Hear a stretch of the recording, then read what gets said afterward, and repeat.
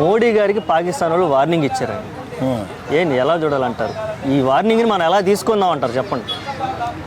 సన్నాసులు ఏం వార్నింగ్ ఇస్తారండి? నిజంగా దొంగ దెబ్బ కొట్టి పారిపోవడం తప్ప పిరికి పందుల వాళ్ళు పాకిస్తానీ టెర్రరిస్టులు. ఆ వెధవల వల్ల చాలా దేశాలు ఇబ్బంది పడుతున్నాయి.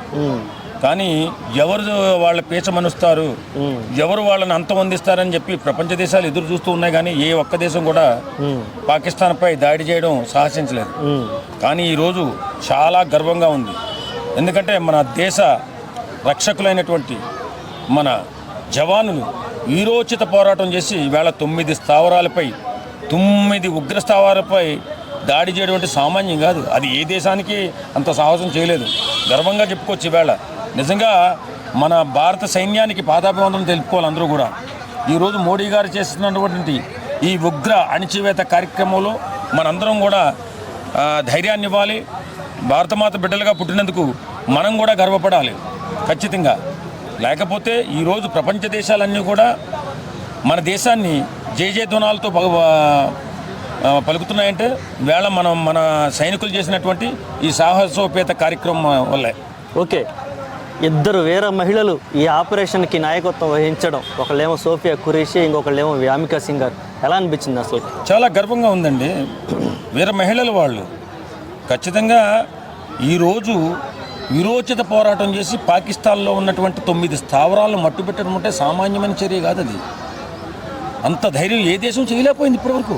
మన దేశంలో 100 కిలోమీటర్లు వెళ్ళి వాళ్ళ దేశంలోకి 100 కిలోమీటర్ల లోపలికి వెళ్ళి దాడి చేసి మట్టుపెట్టి మళ్ళీ మన దేశానికి రావడం ఎంత గర్వంగా ఉందో చూడండి.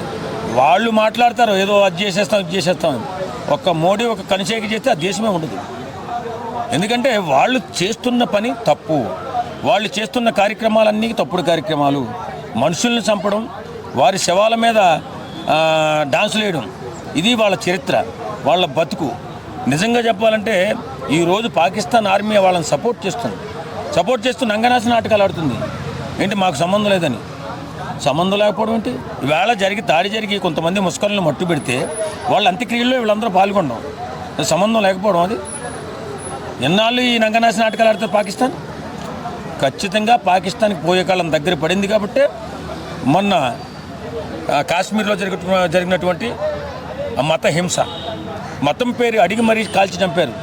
నేను ముస్లిం అని చెప్తే ఎవడో నువ్వు ముస్లింలా లేవని చెప్పి బట్టలు కూడా ఇప్పించి కాల్చి చంపిన నా కొడుకులు ఈవేళ నంగనాశ నాటకాలు ఆడుతున్నారు. ఓకే, ఇది టీజర్ మాత్రమే. నెక్స్ట్ ట్రైలర్ కానీ సినిమా కానీ ఎలా ఉండే అవకాశం? ప్రతి ఒక్క నా కొడుకుని తీసుకొచ్చి మట్టు పెట్టాల్సిందే.